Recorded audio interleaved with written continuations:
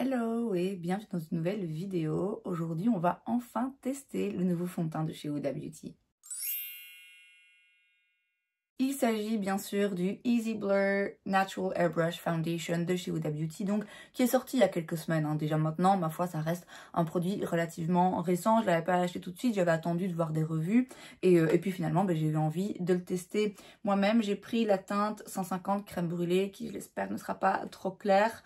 Il est composé avec 1,5% de niacinamide. Il est léger, confortable et il promet un effet flouté modulable. Il conseille de bien secouer avant l'utilisation et d'appliquer et d'estomper à l'aide d'une éponge, d'un pinceau ou des doigts et de répéter pour augmenter la couvrance. Effectivement, je pense que la couvrance n'est pas forcément, c'est pas une couvrance très élevée comme c'était le cas d'un ancien fond de teint de chez Huda Beauty. Moi aujourd'hui, je vais essayer avec les deux. Je vais bien voir un petit peu ce qui me convient le mieux. Mais avant ça, je vais mettre un primer. J'ai déjà mis ma crème solaire et je vais juste mettre le lait crème concentré de chez Embryolisse, parce que ma peau a juste besoin d'hydratation et parce que c'est une très bonne base pour maquillage qui vient juste, comme j'ai dit, vraiment hydrater la peau et qui aide à ce que le fond de teint glisse et pénètre bien et soit joli, tout simplement. Alors, je suis plus certaine du prix du fond de teint, mais je vous le mettrai quelque part là en haut. Moi, j'ai eu en réduction, j'avais un bon de 30%, je sais pas, XL sur juste un produit de mon choix, donc j'en avais profité pour prendre ce fond de teint. Il y a certaines personnes qui se sont plaintes du packaging, qui ont trouvé que ça faisait un petit peu cheap. Je m'en fous un peu. C'est bien, un flacon pompe en verre, c'est joli, ça présente bien, mais en soi, parfois c'est chiant aussi pour voyager.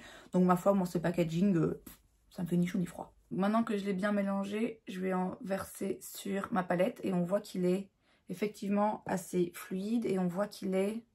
Oh non, peut-être pas trop clair.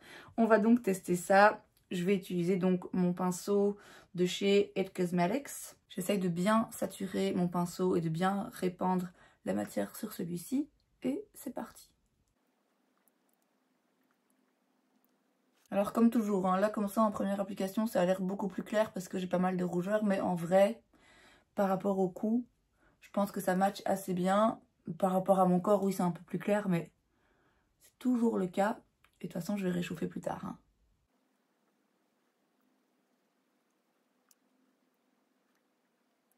Alors je me rapproche tout en essayant de rester dans le champ de la caméra. Oui, j'ai ça là, on va l'ignorer. Écoutez, c'est assez joli, hein.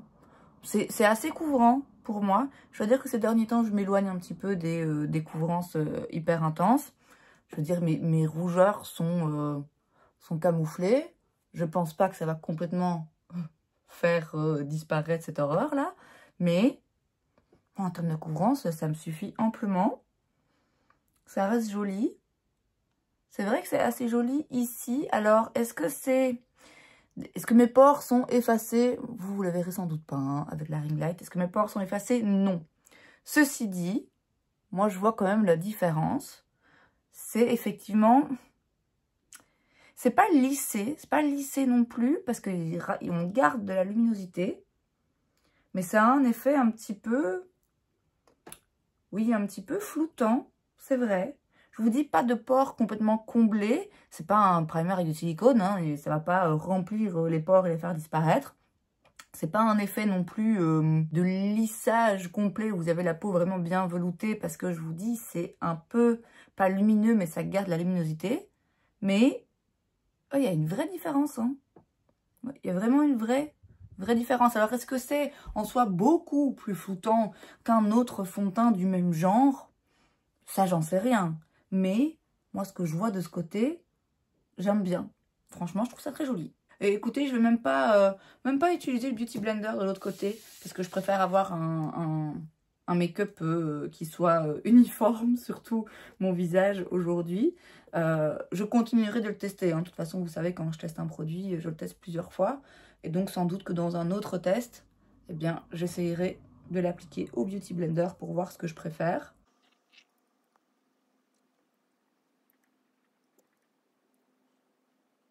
Et écoutez, regardez, je ne veux pas dire qu'il est inexistant, hein, il est là, il va pas disparaître, mais ça l'a quand même bien couvert. Hein. Franchement, la couvrance est quand même vraiment pas mal. J'avais en tête que bon, la couvrance était plus légère, médium, mais en fait, on est sur un ouais, une bonne couvrance médium, là, moi, franchement, il m'en faut pas plus, hein. Bon, du coup, là, comme ça, en première application, moi, je suis assez fan. Je suis assez fan du résultat. En termes de couvrance, je vous dis, ça couvre ce que je veux. En termes de fini, c'est un peu lumineux. Pas trop à mon goût, mais encore une fois, je me dirige plus vers des finis un peu lumineux, naturels ces derniers temps. Ça correspond bien à ce qui est promis, finalement.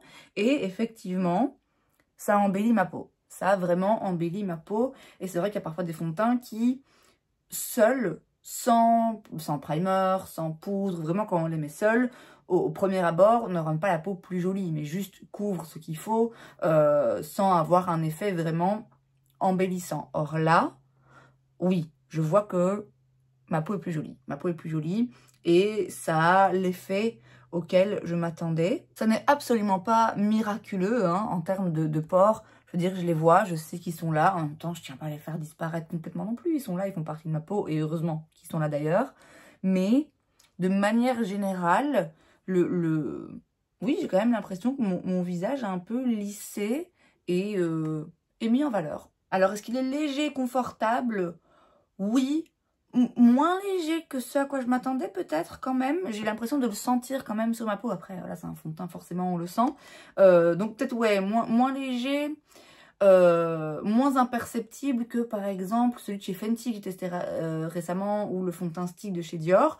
J'ai l'impression de le sentir un petit peu plus. Il reste néanmoins très confortable. Donc pour le moment, il répond à mes attentes. On va maintenant faire la deuxième partie du test qui est de voir comment il interagit avec les autres produits. Et pour ça, je vais donc faire mon make-up comme d'habitude. Je prends un petit peu de mon correcteur de chez Charlotte Tilbury. Juste pour aller corriger la couleur de mes cernes. Vous voyez tout de suite la différence. À chaque fois que j'utilise ce produit, je me dis ouais quand même. On peut pas nier qu'il y a un réel avant, après. Pour l'anti-cerne, on va rester dans le thème. On va rester chez Huda Beauty. C'est le Faux Filter Concealer.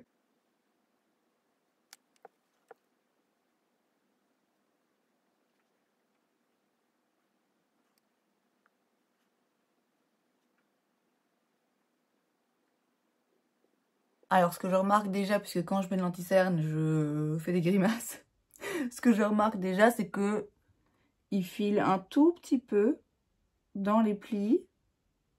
Après, il n'a pas encore été fixé avec de la poudre, hein, donc bon, c'est un petit peu logique, j'ai envie de vous dire, c'est une règle simple de physique. Forcément, s'il y a des plis dans ma peau, et c'est le cas, forcément un produit crème, ça va aller un petit peu s'y glisser tant que c'est pas poudré.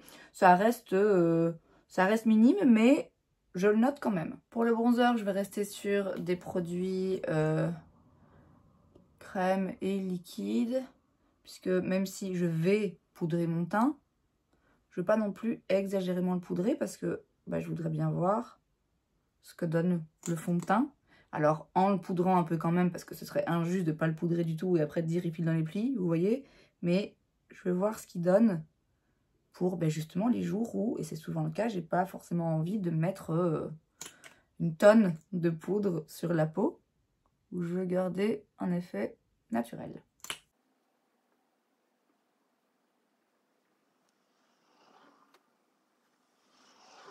Pour le blush, écoutez, pareil, on va rester dans le thème des produits liquides et dans le thème de la marque, puisque je vais utiliser le Blush Filter dans la teinte Watermelon Pop.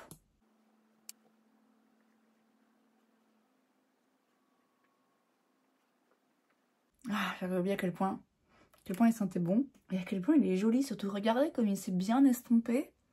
Et ça maintient, enfin ça rajoute aussi à cet effet un petit peu filtre du fond de teint, puisque c'est le même genre d'effet où tout en gardant de la luminosité, on a l'impression que ça lisse un peu, ça floute un peu. Très joli blush, il faudrait que je m'en prenne une autre couleur d'ailleurs. Je vais maintenant poudrer, mais avant ça, je replace mon anti-cerne pour être sûre de ne pas aller fixer des plis.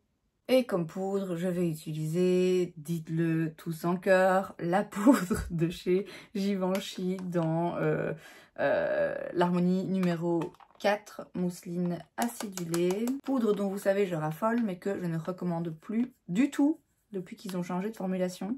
J'ai toujours l'ancienne, Dieu merci, mais ça ne durera pas toujours. J'en parle vraiment très souvent, hein. Vraiment très souvent. C'est pas la première fois que je le mentionne. En fait, à chaque fois que j'utilise cette poudre en vidéo, je fais ma petite remarque quand même, hein. Donc je prends mon puff de chez Linda Alberg.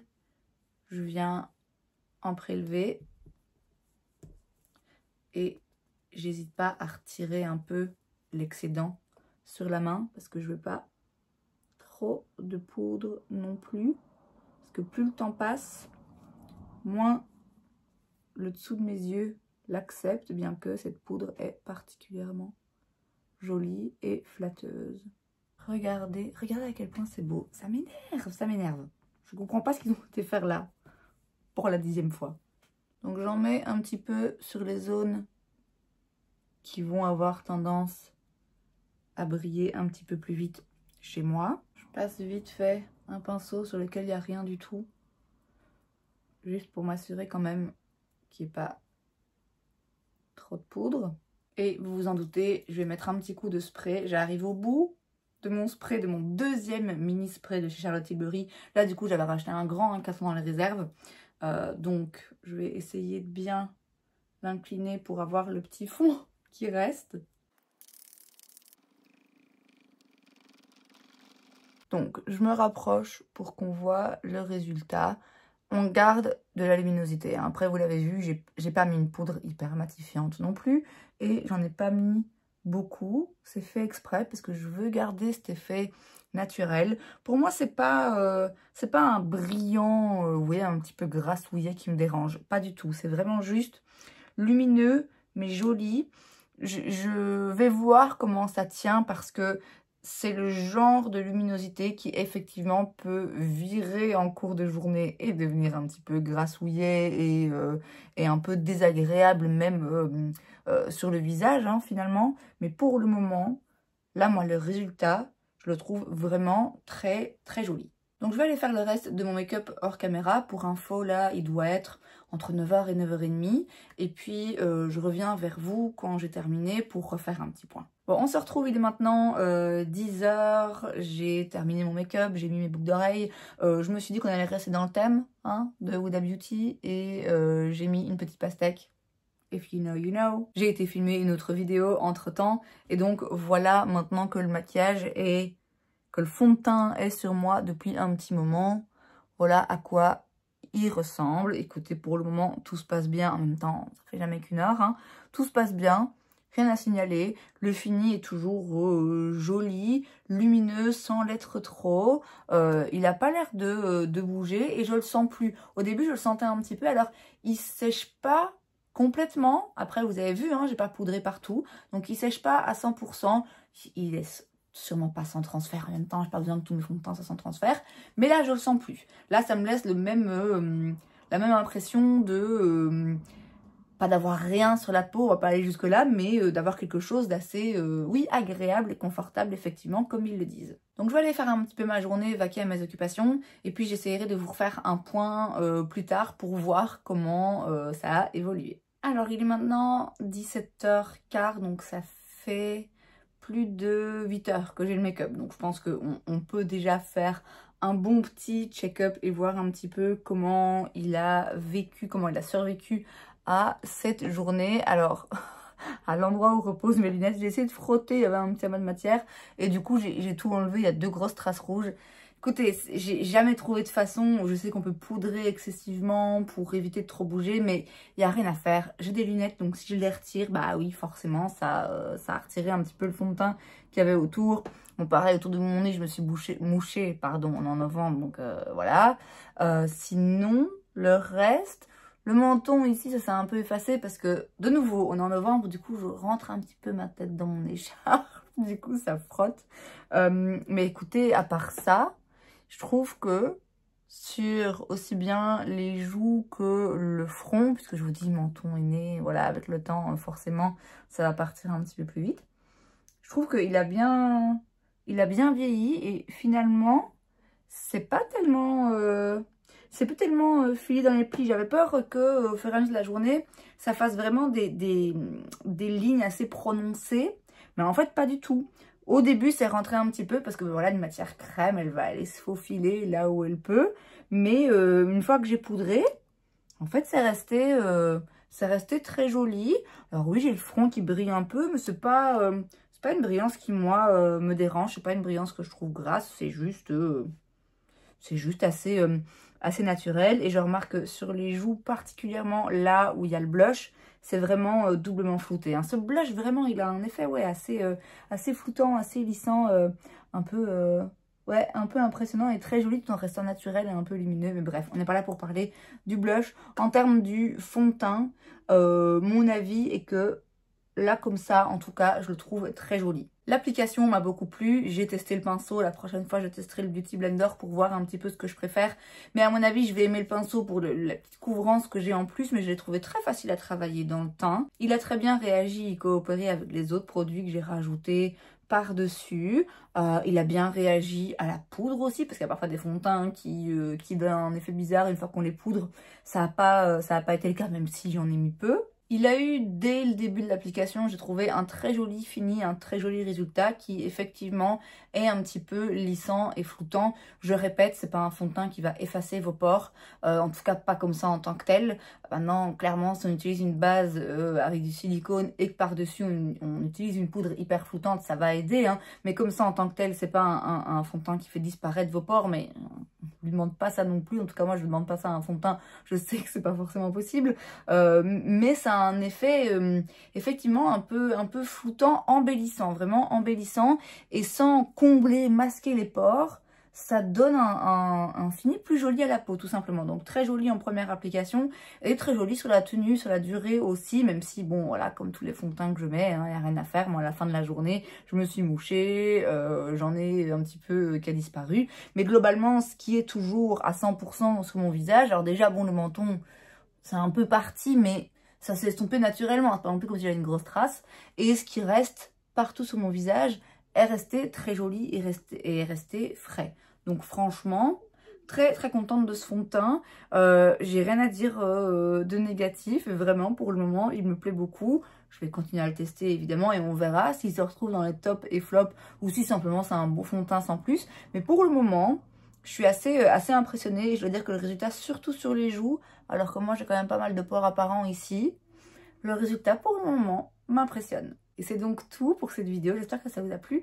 Si c'est le cas, n'hésitez pas à laisser un like. Vous pouvez aussi vous abonner à ma chaîne parce que c'est gratuit, donc pourquoi pas. Et moi je vous vois la prochaine fois. Bye.